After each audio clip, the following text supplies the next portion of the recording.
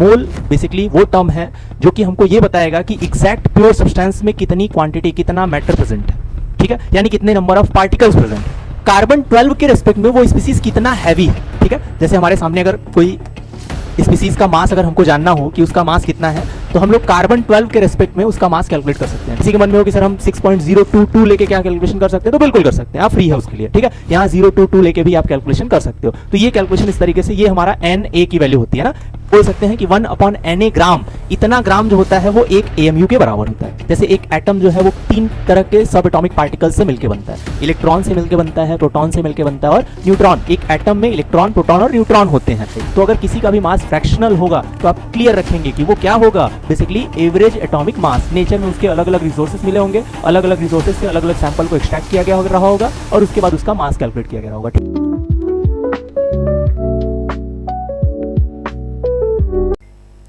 Hello बच्चों, कैसे हैं आप सभी लोग। आज हम लोग केमिस्ट्री का पार्ट 3 जो है वो स्टार्ट करने वाले हैं क्लास 11th का। तो इस पर्टिकुलर सीक्वेंस में हम लोगों ने पहले स्टार्टिंग में कुछ बेसिक टर्म्स पढ़े, जैसे हम लोगों ने मैटर के बारे में पढ़ा, उनकी प्रॉपर्टीज़ के बारे में पढ़ा और कुछ मैथमेटिकल कन्वर्जन पढ़े, जैसे हम लोगों ने सिग्निफिकेंट फिगर्स को कैलकुलेट करना सीखा, जो कि काफ़ी इंपॉर्टेंट टर्म है। आप कैलकुलेशन को साइंटिफिक नोटेशन की हेल्प से काफ़ी इजीली सॉल्व कर सकते हो। कोई भी मल्टीप्लिकेशन, डिवीज़न या फिर एडिशन, सब्ट्रैक्शन आप इजीली कर सकते हो। तो यहाँ इसी सीक्वेंस में आज से हम लोग बेसिकली केमिस्ट्री का जो मेन एजेंडा है हमारा, बेसिकली हम जो समझना चाहते हैं किस तरीके से केमिस्ट्री को आगे हमको पढ़ना है, उसको हम लोग स्टार्ट करेंगे। तो आज हम लोग स्टार्ट करते हैं अपना केमिस्ट्री का 3rd पार्ट, जो है बेसिकली मोल कॉन्सेप्ट का, ठीक है। तो पहले हम डेफिनेशन की बात करें कि मोल क्या होता है। तो जैसे हम लोगों ने मास पढ़ा था, एक मेजरमेंट है किसी भी सब्सटेंस का, हमने आपको 7 टाइप की फंडामेंटल क्वांटिटीज़ बताई थी। उन 7 टाइप के फंडामेंटल क्वांटिटीज़ में उसी सीक्वेंस में एक टर्म आया था अमाउंट ऑफ सब्सटेंस। अगर हमको अमाउंट ऑफ सब्सटेंस को मेजर करना है तो हम लोग किस में करते हैं, मोल में। तो बच्चों हम लोग मोल बेसिकली इसीलिए जानने वाले हैं, इस टॉपिक को हम लोग इसीलिए पढ़ रहे हैं बिकॉज हमको जानना है कि मोल किसी भी सब्सटेंस का कितनी क्वांटिटी प्रेजेंट है। जैसे हम जब मास कैलकुलेट कर रहे हैं तो वहाँ मास और मोल में डिफरेंस क्या है, क्योंकि दोनों तो बेसिकली अमाउंट को ही मेजर करने के लिए है। तो मास जब हम कैलकुलेट कर रहे हैं तो वहाँ मिक्सचर भी हो सकता है, पर यहाँ पर हम एग्जैक्ट क्वांटिटी की बात करने वाले हैं। मोल बेसिकली वो टर्म है जो कि हमको ये बताएगा कि एग्जैक्ट प्योर सब्सटेंस में कितनी क्वांटिटी, कितना मैटर प्रेजेंट है, ठीक है, यानी कितने नंबर ऑफ पार्टिकल्स प्रेजेंट है। बहुत ही प्रिसाइज कैलकुलेशन है। आप एग्जैक्ट, अगर आपको वेट पता होगा किसी भी सब्सटेंस का, मास पता होगा किसी भी सब्सटेंस का, तो आप उसके नंबर ऑफ मोल की हेल्प से नंबर ऑफ क्वांटिटी बता सकते हो, नंबर ऑफ पार्टिकल्स को बता सकते हो, ठीक है। तो जैसे हमको अगर कैलकुलेशन करना होगा तो पहले हम डेफिनेशन की बात कर लेते हैं कि मोल क्या होता है। तो डिफाइन किया हुआ है, a mole is a substance, the mole of a substance is defined as the number of entities same as the number of atoms present in 12 gram of carbon 12 isotope. अब जानते हैं आइसोटोप के बारे में, जिनका एटॉमिक नंबर सेम होता है और मास नंबर डिफरेंट होता है, उनको हम लोग क्या बोलते हैं, आइसोटोप्स। तो बेसिकली सबसे स्टार्टिंग में इंट्रोडक्शन जब किया था हम लोगों ने, तो वहाँ जब मोल का इंट्रोडक्शन नहीं आया था, जब हम लोगों ने मोल के बारे में स्टडी करना स्टार्ट किया था, उस टाइम पे जब सोचा जा रहा था कि एटम, तो सबसे स्मॉलेस्ट यूनिट जो थी हमारी वो हाइड्रोजन थी। हाइड्रोजन को रेफरेंस एटम मान के बाकी सारी चीज़ों का वेट और क्वांटिटी जो है वो कैलकुलेशन किया जा रहा था। पर यहाँ पर हम लोग बेसिकली क्या पढ़ने वाले हैं कि कार्बन 12 को, बिकॉज अगर आप अपने सराउंडिंग में देखो, कोई भी सब्सटेंस देखोगे तो हर जगह कहीं ना कहीं कार्बन अवेलेबल है। तो क्योंकि एविडेंस कार्बन का बहुत हाई है, दैट्स वाई हम लोग कार्बन को रेफरेंस एटम मान लिए और उसके बेसिस पे हम बाकी दूसरे एटम को कैलकुलेशन करके पता कर सकते हैं कि उनका वेट क्या होगा, उनमें अमाउंट ऑफ क्वांटिटी कितनी होगी, ठीक है। तो हम यहाँ पर बेसिकली डिफाइन कर दें, पहले पार्टिकल को हम आपको समझाएं कि किस तरीके से मोल क्या होता है।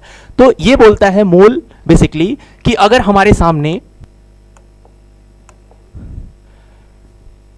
12 ग्राम अगर कार्बन है, ठीक है, तो 12 ग्राम कार्बन का मतलब उसमें कार्बन के छोटे छोटे पार्टिकल्स अवेलेबल होंगे। जैसे हमारे सामने मान लीजिए अगर हमने 12 ग्राम कार्बन कंसीडर किया है तो कुछ इतना पार्टिकल जो है वो कार्बन के छोटे छोटे एटम्स इसमें अवेलेबल होंगे, छोटे छोटे एटम्स कार्बन के अवेलेबल होंगे।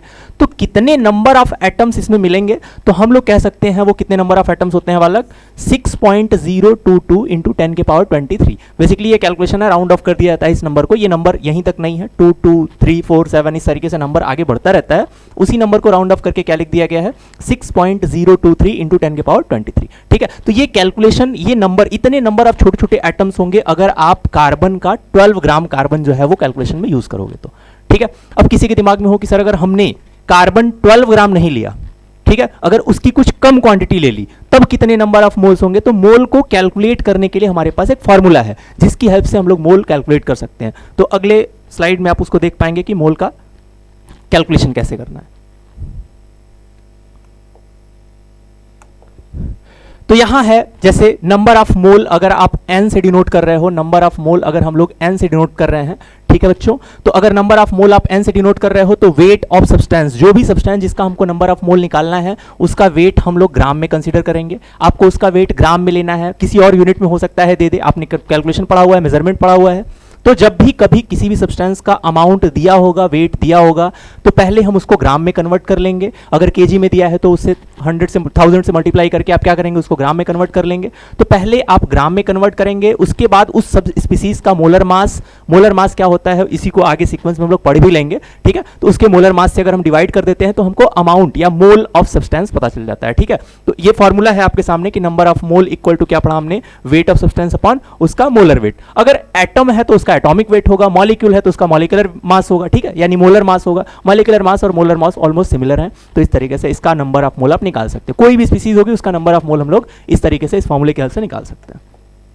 चलिए, इसके बाद है एटॉमिक मास यूनिट। वही हमने बताया आपको कि किसी भी स्पीसीज का हम मास कैसे कैलकुलेट कर सकते हैं, उसका मास होता क्या है एक्चुअली में, ठीक है। तो हम लोग बोल रहे हैं एटॉमिक मास यूनिट, जो बहुत स्मॉल क्वांटिटीज होती हैं उनकी यूनिट का कैलकुलेशन हम लोग ग्राम में या केजी में नहीं कर सकते, बिकॉज वो 10 टू द पावर, जैसे आप पार्टिकल की बात करते हो, अगर एटम की बात करते हो, तो जो एटॉमिक मास होता है वो बहुत स्मॉल क्वांटिटी होती है, बहुत, अगर ग्राम में या केजी में अगर मेजरमेंट करना होगा तो वो क्वांटिटीज बहुत स्मॉल होती हैं। ये कुछ ऐसी सी बात हो गई कि हम लोग अगर कार्बन 12 के रेस्पेक्ट में कैलकुलेशन करना चाहते हैं, तो अगर आपके सामने कार्बन 12 दिया हुआ है, ठीक है, तो बच्चों अगर कार्बन 12 दिया हुआ है तो हम लोग ये कह सकते हैं कि कार्बन 12 के रेस्पेक्ट में वो स्पीसीज कितना हैवी है, ठीक है। जैसे हमारे सामने अगर कोई स्पीसीज का मास अगर हमको जानना हो कि उसका मास कितना है, तो हम लोग कार्बन 12 के रेस्पेक्ट में उसका मास कैलकुलेट कर सकते हैं, ठीक है। जैसे हमारे सामने दिया हुआ है कि अगर हम एटॉमिक मास यूनिट को पहले डिफाइन करें, एटम का मास जो है वो कितने कार्बन 12 से कितना गुना हैवी है, ठीक है, कितने टाइम्स हैवी है या फिर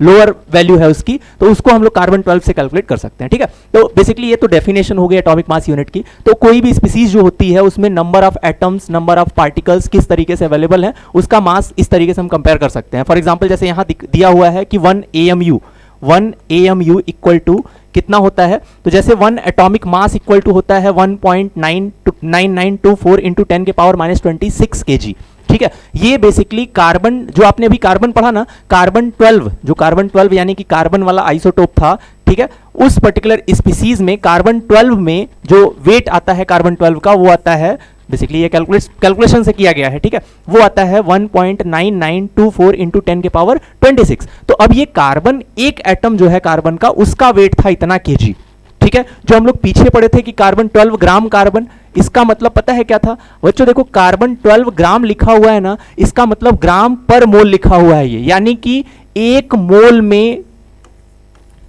अगर हम एक मोल कंसीडर कर रहे हैं, एक मोल छोटे छोटे कार्बन के एटम्स होंगे, तो उसका वेट कितना आएगा बालक? वो आएगा 12 ग्राम, ठीक है। तो कोई भी स्पीसीज का जहां ग्राम में वेट लिखा हुआ है, बेसिकली वो क्या कंसीडर, क्या कंक्लूजन दे रहा है आपको, क्या से उसका मीनिंग निकल के आ रहा है कि वो ग्राम पर मोल में लिखा होगा स्पीसीज। अगर हम एक एटम कार्बन का मास अगर जानना चाहते हैं, तो उसका एक एटम का मास होता है 1.9924 इंटू 10 के पावर 26 kg। अगर हमको इसको ग्राम में कन्वर्ट करना होगा तो हम ग्राम में कन्वर्ट कर लेंगे, ठीक है ना। तो एक एटम का मास, एक कार्बन एटम का मास ये होता है। तो क्योंकि हम कार्बन 12 के रेस्पेक्ट में कंसीडर करते हैं, तो हम लोग क्या करेंगे, कैसे नंबर ऑफ मोल निकालेंगे, कैसे AMU निकालेंगे इसका?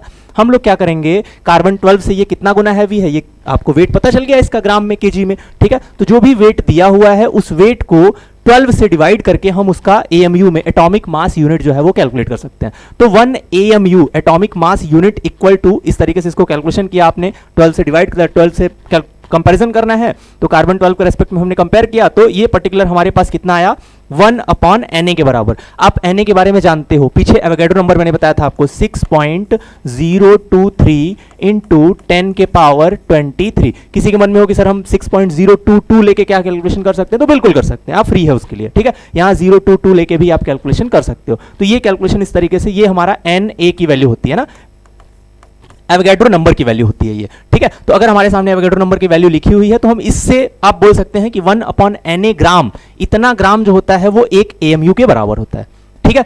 एक एटॉमिक मास यूनिट के बराबर होता है। चलिए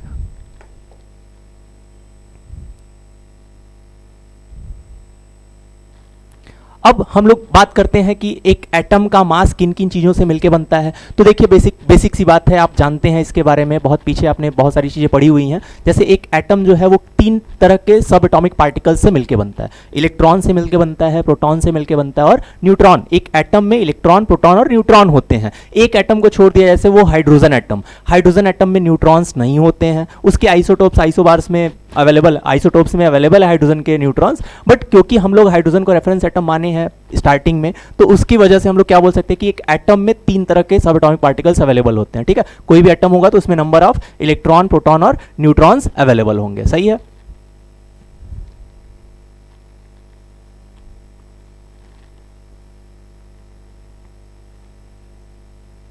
चलिए, तो सेम उसी सीक्वेंस में हम लोग क्या जानते हैं कि इलेक्ट्रॉन, प्रोटॉन, न्यूट्रॉन का मास कितना कितना होता है। तो जो न्यूट्रॉन होता है वो 1.68 इंटू 10 के पावर 27 kg होता है। अगर इसको ग्राम में कन्वर्ट करना होगा तो हम क्या करेंगे, इसी वैल्यू में, बेसिकली ये जो वैल्यू दी हुई है आप इसी वैल्यू में 1000 से यानी 10 के पावर 3 से मल्टीप्लाई कर देंगे तो ये ग्राम में निकल के आ जाएगा। ठीक है, तो ये लिखा हुआ है 1.68 इंटू 10 के पावर 24 ग्राम। आप इसको ग्राम में कन्वर्ट कर सकते हो। जब जैसा कैलकुलेशन होगा उसके अकॉर्डिंग आप कैलकुलेशन कर लेंगे। ठीक है, जैसा आपको रिक्वायरमेंट होगा उसके हिसाब से आप कैलकुलेशन करेंगे। 1.67 एक प्रोटॉन का मास होता है 1.67 इंटू 10 के पावर -27 kg। ये ऑलमोस्ट सिमिलर बातें हैं ना, जैसे देख रहे होगे आप, न्यूट्रॉन और प्रोटॉन का जो मास है वो ऑलमोस्ट सिमिलर होता है। ठीक है, तो ये लगभग बराबर बातें हैं। इसीलिए जब हम लोग किसी भी पर्टिकुलर एटम का अगर मास कैलकुलेट करना चाहते हैं तो हम लोग क्या करते हैं, उसके एटॉमिक नंबर का 2 टाइम्स कर देते हैं, क्योंकि ऑलमोस्ट एटम्स में number of proton, number of neutrons बराबर रहे होंगे, इसीलिए तो हमने क्या कर दिया, उसका डबल कर दिया। ठीक है, तो इस तरीके से किसी भी स्पीसीज का मास कैलकुलेट कर सकते हो। ठीक है,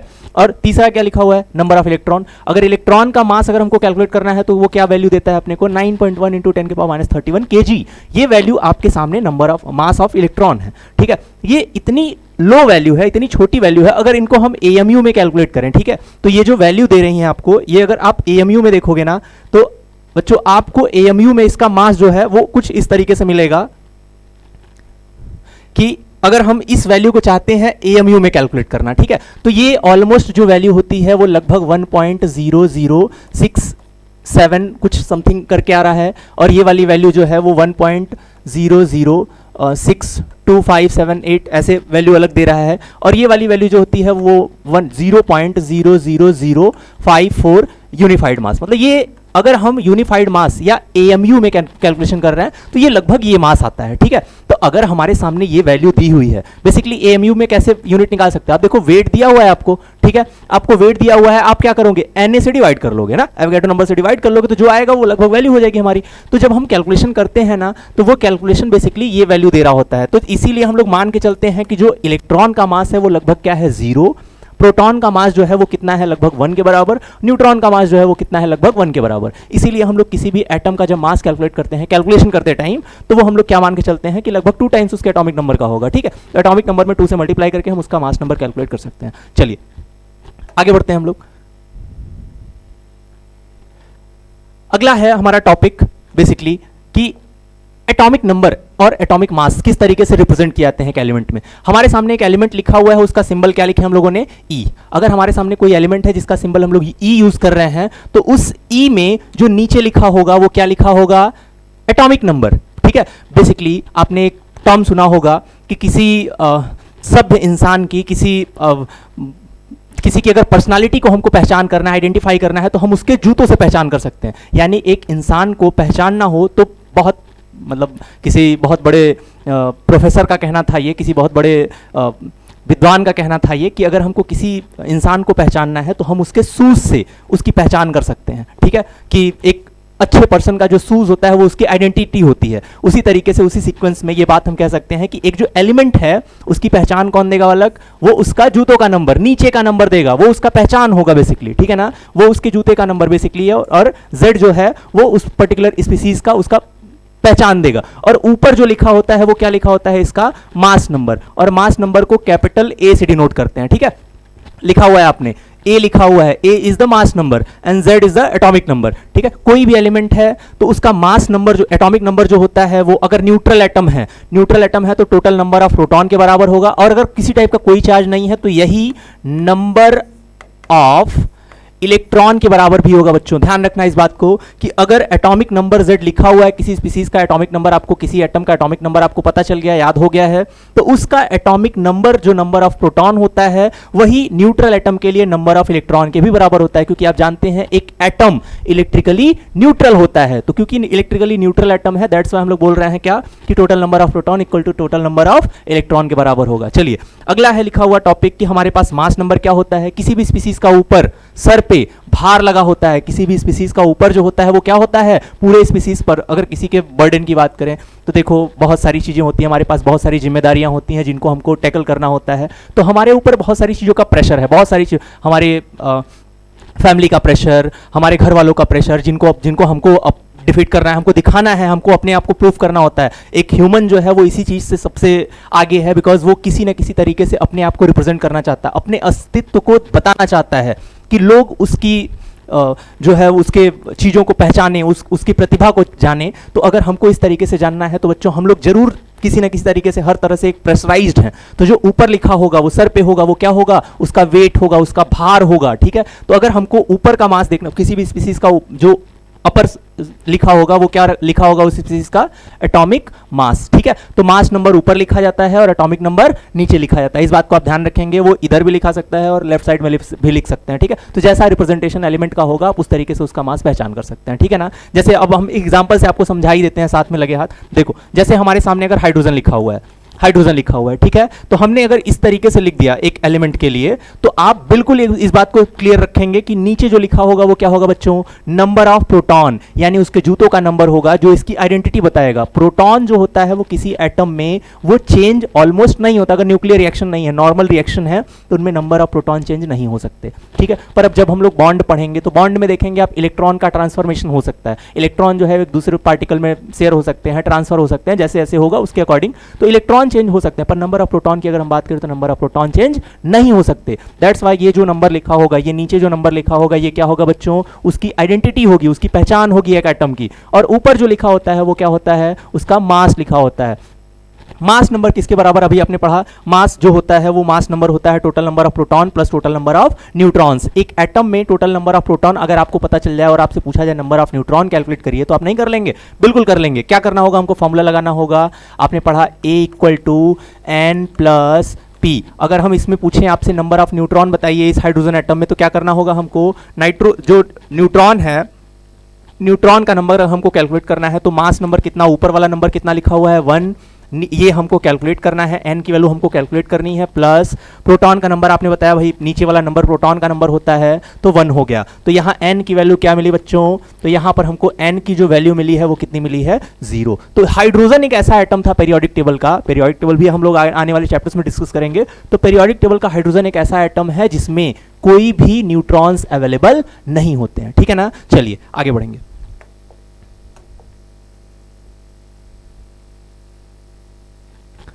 इसी सीक्वेंस में है, अगर हमको एटॉमिक मास यूनिट यानी AMU या यूनिफाइड मास पता करना है, तो उसके लिए कुछ कन्वर्जन दिया हुआ है आपके सामने कि जो भी मास नंबर होगा, यानी उसका जो मास नंबर यानी A प्लस P का नंबर, P A इक्वल टू क्या पढ़ा आपने, N प्लस P ना, फॉर्मूले में हम लोगों ने अभी पढ़ा कि A इक्वल टू क्या है बच्चों, N प्लस P। ठीक है, एक फॉर्मूले में जो A इक्वल टू क्या पढ़ा है हम लोगों ने, N प्लस P। तो यहां पर हम N plus P equal to A पढ़ लिए, वो किसके बराबर है, मास नंबर के। तो अगर हमारे सामने मास नंबर लिखा हुआ है तो हम मास नंबर और अपने जो हमने अभी वेट कैलकुलेट किया था, ठीक है, उस वेट से अगर इसमें मल्टीप्लाई कर लिया जाए तो ये हमको क्या मिल जाएगा, बेसिकली 1। वो जो AMU लिखा हुआ था वो AMU की वैल्यू क्या थी, अगर 1 AMU लिखा हुआ है तो 1 अपॉन NA आप बोल सकते हैं। ठीक है, NA क्या है, नंबर ऑफ एवोगैड्रो, 6.023 इंटू 10 की पावर 23। सेम वैल्यू से अगर आप इसमें सॉल्व कर लेंगे तो ये हमको क्या करेगा, ग्राम में मास दे देगा ना। आप इसी वैल्यू को यहाँ सॉल्व करके ऐसे लिख सकते हैं, या फिर ये पूरी क्वांटिटी को एक साथ मिला के हम लोग क्या लिख सकते हैं, AMU। ठीक है, 1 AMU ना। तो 1 एटॉमिक मास यूनिट इनटू उसका मास नंबर। यानी अगर मान लो हम तुम्हारे सामने लिख दिए कि भाई हाइड्रोजन के लिए 1 AMU उसका मास है, हाइड्रोजन का मास कितना लिखा हुआ है हमने 1 AMU, तो आप क्या समझ रहे हैं इस बात से, आपको क्लियर पता है कि 1 AMU क्या होता है, 1 यूनिफाइड मास, ठीक है। तो 1 AMU जब भी किसी का भी कोई मास अगर लिखा हुआ है तो वो ग्राम में लिखा हो सकता है या फिर AMU में लिखा हो सकता है। तो अगर ग्राम पर मोल लिखा हुआ है तो इसका मतलब 1 मोल स्पीसीज का मास कैलकुलेट करना है आपको। किसी रिएक्शन में बेसिकली ग्राम पर मोल ही कंसीडर किया जाता है, ठीक है। और अगर कोई एटम है उसका मास लिखा हुआ है तो वो क्या किस में लिखा होगा, AMU में। और एक कन्वर्जन दिया हुआ है, AMU को हम लोग शॉर्ट फॉर्म में और क्या लिख सकते हैं, U या फिर यूनिफाइड मास, ठीक है। और लिखा हुआ है DA डाल्टन, बेसिकली ये सिंबल है डाल्टन के लिए, ठीक है। उनके ऑनर में ये सिंबल लिखा हुआ है कि 1 यूनिफाइड मास इक्वल टू होता है 1 डाल्टन, ठीक है। तो आप इससे कैलकुलेट करके बता सकते हैं कि किसी का भी एटॉमिक मास क्या लिखा होगा। चलिए आगे चलते हैं। उसके बाद आता है मॉलिक्यूलर मास। मॉलिक्यूलर मास बच्चों क्या होता है, एक मॉलिक्यूल का मास, ठीक है। मॉलिक्यूल और एलिमेंट में डिफरेंस मैंने पीछे भी बता रखा है आपको कि कोई भी स्पीसीज अगर फ्री फॉर्म में एग्जिस्ट कर जाएगी, कोई भी स्पीसीज जो अकेले रह सकता है, फ्री रह सकता है ना, जैसे हम लोग अब बेसिकली आप क्लास 11th में है, फिर इसके बाद 12th में जाएंगे, फिर फर्दर आप कुछ ना कुछ अपनी एक्टिविटीज़ को करने के लिए अगर आप बहुत टैलेंटेड है, बहुत एक्सीलेंट हैं, तो आप चीज़ों को सर्च कर लेंगे, आप कहीं ना कहीं अपॉर्चुनिटीज़ आपको ढूंढ लेंगी, ठीक है। तो वो अपॉर्चुनिटीज़ जो है वो जो आपको ढूंढ लेंगी उसकी हेल्प से आप कुछ अर्न करने लगोगे, आप सेल्फ डिपेंडेंट हो जाओगे, ठीक है। तो जैसे ही आप सेल्फ डिपेंडेंट हो जाते हो तो आप उसको बेसिकली इस तरीके से समझ सकते हो कि आप सेल्फ डिपेंडेंट, आप फ्री हो गए हो, अब आप इस वर्ल्ड में, इस अर्थ पे सरवाइव कर सकते हो। जैसे ही आप सेल्फ डिपेंडेंट हो जाते हो ना, आपको चीज़ें समझ में आने लगती हैं, आपको अभी क्या है, अभी हम पेरेंट्स पे डिपेंडेंट हैं, हमको लगता है कि हमें अगर किसी चीज़ के लिए हर एक चीज़, हर छोटी छोटी चीज़ के लिए किसी न किसी के सामने कुछ ना कुछ बोलना पड़ता है। हम लोग क्या चाहते हैं, हम अपने आप को इंडिपेंडेंट बनाना चाहते हैं, हम किसी पर डिपेंड नहीं होना चाहते, ठीक है। तो आप जैसे ही इन सब चीज़ों को समझने लगोगे, जब इन सब चीज़ों को जानने लगोगे, तब आपको इनकी कदर समझ में आएगी, ठीक है। तो अभी हमारे सामने वही लिखा हुआ है कि एक मॉलिक्यूल, कोई भी स्पीसीज, हमने बताया आपको कोई भी स्पीसीज जो फ्री फॉर्म में एग्जिस्ट कर सकता है, ठीक है ना, कोई भी स्पीसीज जो फ्री फॉर्म में एग्जिस्ट कर जाएगा, अकेले रह लेगा, उसको हम लोग क्या बोलते हैं, वो एक मॉलिक्यूल है, ठीक है। अब मॉलिक्यूल बेसिकली क्या क्या चीजें हो सकती है, मॉलिक्यूल देखो एक एटम भी हो सकता है, एक एटम जो फ्री फॉर्म में अकेले रह जाए, जैसे हीलियम है, मोनोएटॉमिक स्पीसीज है, ठीक है। और दूसरा कोई ऐसी स्पीसीज जो अकेले ना रह पाए पर किसी और के साथ, सिमिलर एटम के साथ, किसी न किसी दूसरे के साथ कंबाइन करके वो फ्री फॉर्म में एग्जिस्ट कर सकता है। जैसे बहुत सारी हमारे सामने गैसेस लिखी हुई हैं, ठीक है, समझना रहेगा इनको। जैसे हमने बताया कि अगर हमने Cl2 लिख दिया आपके सामने, Cl2 क्या है, एक मॉलिक्यूल है, ठीक है। पर अगर हम कहें Cl, तो क्या Cl अकेले फ्री फॉर्म में एग्जिस्ट कर सकता है, नहीं रहता, आपको पता है ये क्या है, एक एलिमेंट है, ठीक है, पर ये एक मॉलिक्यूल नहीं है। वही अगर हमने Cl2 लिख दिया तो ये एक एलिमेंट भी है, एट द सेम टाइम ये क्या है, एक मॉलिक्यूल है, क्योंकि एलिमेंट जो है वो छोटे छोटे एटम से मिलकर बना होता है, सिमिलर काइंड ऑफ एटम से मिलकर बनता है, ठीक है। एक एलिमेंट जो है वो सेम टाइप ऑफ एटम से मिलकर बनता है। तो बच्चों आपको ध्यान रखनी है इस बात को कि अगर कोई एटम लिखा हुआ है, ठीक है, तो अगर कोई एटम है तो वो अगर फ्री फॉर्म में एग्जिस्ट कर रहा है तो उसको हम लोग क्या बोल सकते हैं, वो एक मॉलिक्यूल होगा। जैसे फॉर एग्जांपल अगर हमने हीलियम लिख दिया तो हीलियम एक एटम है, एट द सेम टाइम ये एक मॉलिक्यूल भी है, ठीक है। हीलियम एक एटम है, एट द सेम टाइम ये एक मॉलिक्यूल भी है। चलिए, जैसे यहां पर एक एग्जांपल आपके सामने लिखा हुआ है इन्होंने,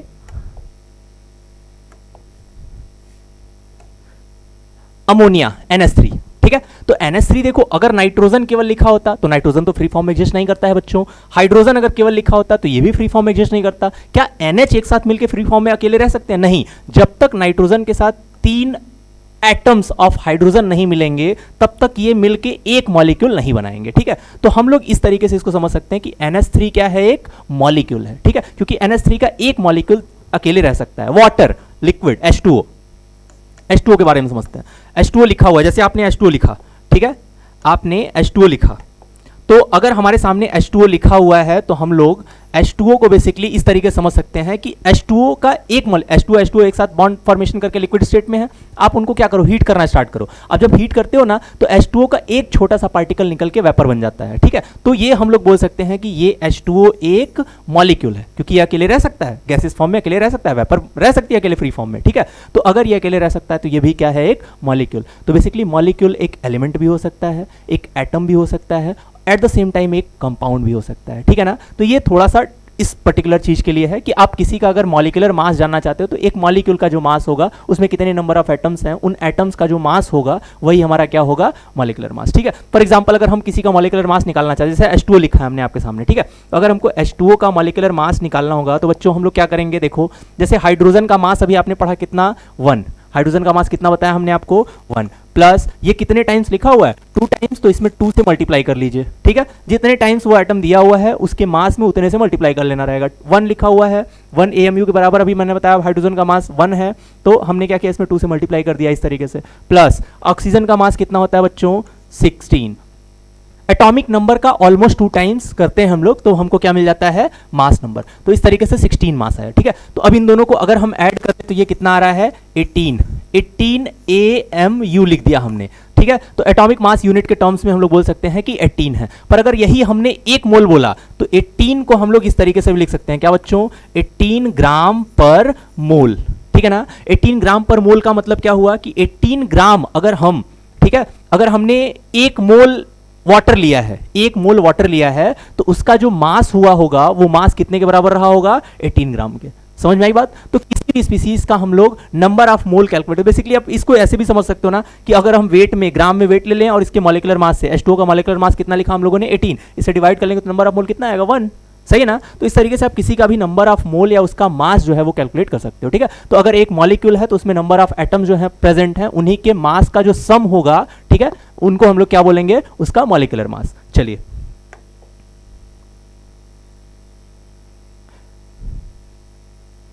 कुछ और टर्म्स लिखे हुए हैं, मोल के कुछ बहुत बेसिक टर्म्स जिनको आपको जानना है। ठीक है, अगर किसी स्पीसीज में कभी भी ऐसा कुछ लिखा हुआ आपको मिल जाए, ठीक है, अगर हमारे सामने कभी भी ऐसा लिखा हुआ मिला, ग्राम एटम, ठीक है, ग्राम के बाद तुरंत एटम लिखा हुआ है, 1 ग्राम एटम, इसका तुरंत क्लियर मीनिंग आप कर लेंगे, वो क्या लिखा होगा, 1 मोल।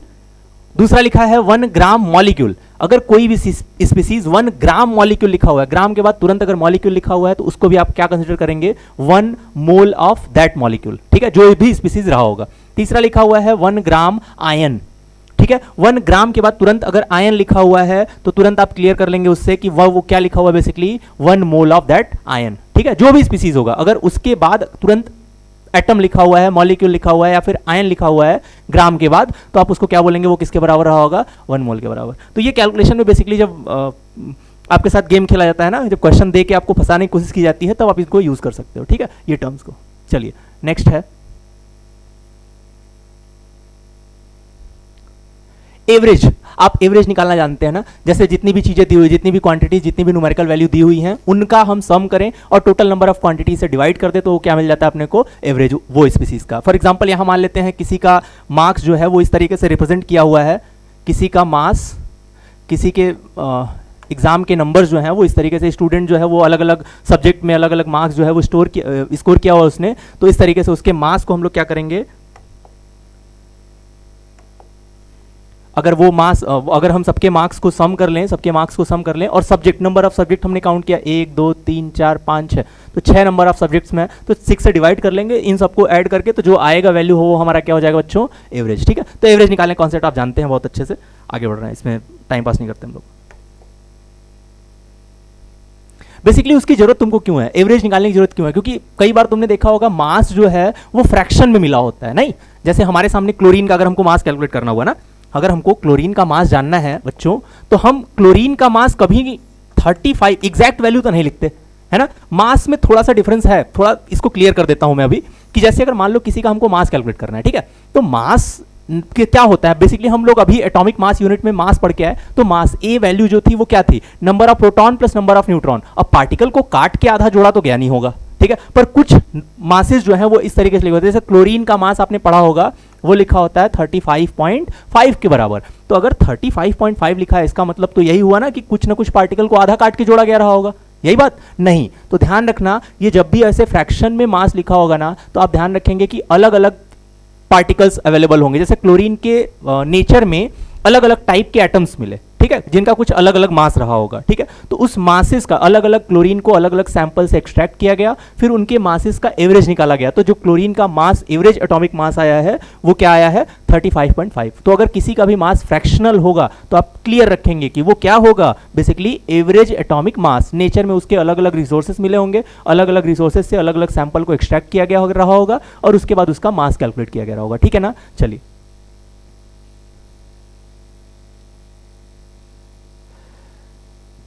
ठीक है।